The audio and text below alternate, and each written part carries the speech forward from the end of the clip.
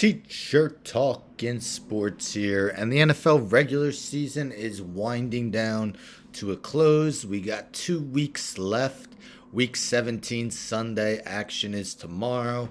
A full slate of games at 1 p.m. and 4 p.m. There was no Thursday night game, no Saturday games, so there will be 14 games in the 1 o'clock and 4 o'clock time slots Eastern time tomorrow. So that gives us a lot of guys to look at in DraftKings. As I've been doing a lot of weeks, let's go some bargain shopping and find some of the relatively cheap players who can produce for you in DraftKings. Of course, if you want guys like Cooper Kupp or Jonathan Taylor, you got to get those less expensive guys in order to fill out your roster. So let's get into it, starting at quarterback. And he plays at 1 o'clock, so we need to see if Lamar Jackson plays. Lamar Jackson is questionable, but if it's announced that Jackson is not playing, Tyler Huntley is an excellent choice at $5,600. Much like Lamar Jackson, he's going to do a lot of damage with his feet, which gives him a very high floor. As you can see in his last game, which was against another very good NFC team, the Green Bay Packers, he had 35.9 points in FanDuel, including that 73 rushing yards and 2 rushing touchdowns. If it is announced that Lamar Jackson is playing, we could go $800 cheaper to Trey Lance, who is expected to make his second start in the NFL. Jimmy Garoppolo is doubtful with a torn ligament in his thumb. Much like Huntley, Trey Lance is going to do a lot of damage with his feet. The 2021 first round pick does have 3 throwing touchdowns as well this year against a Houston D, which actually has been fairly average. Still expect Lance to get well in the double figures in points at a low price of $4,800.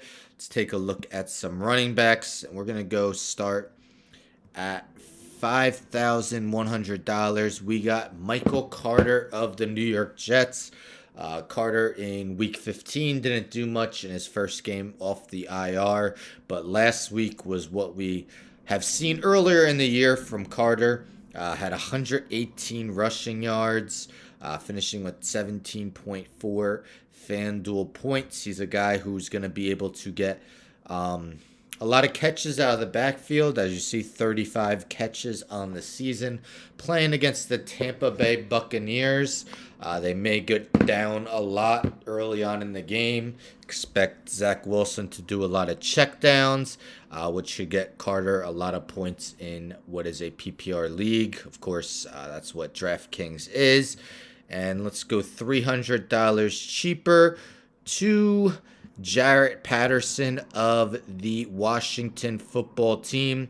As you can see in the update, Patterson is expected to pick up his first career start Sunday against the Eagles after lead back Antonio Gibson was placed on a reserve COVID-19 list. So Patterson should be the bell cow back. So expect him to put up fairly decent numbers against a average Philadelphia Eagles run defense. Patterson, if he could do 2/3 of what Gibson can do, he will be viable at that price point. Then let's move to wide receiver. $4,300. We got Brashad Perriman of the Buccaneers, reinstated from the reserve COVID-19 list. Chris Godwin's out for the year. Mike Evans is expected to miss week 17. Even Antonio Brown is questionable but expected to play.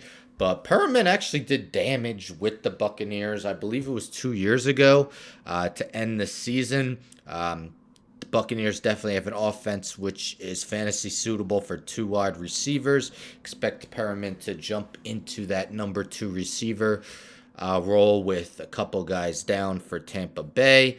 Let's go $400 cheaper to Zay Jones of the Las Vegas Raiders. If we look at Jones' stats, he has 17 catches over the last 3 games and also has been targeted 26 times. Facing the Indianapolis Colts. Could be a high scoring game. Jones also doesn't have a touchdown since week 1, so who knows? Maybe he's due. And then we'll go $100 cheaper than that to Allen Robinson the second. I mean, this got to be the lowest price he's been pretty much all year.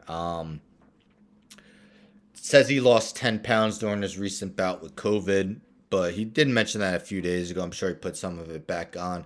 Has been a downright disappointing season for Robinson, but he is a free agent after the year. He's got 2 weeks to up his status heading into free agency. I expect Robinson to produce these last 2 games.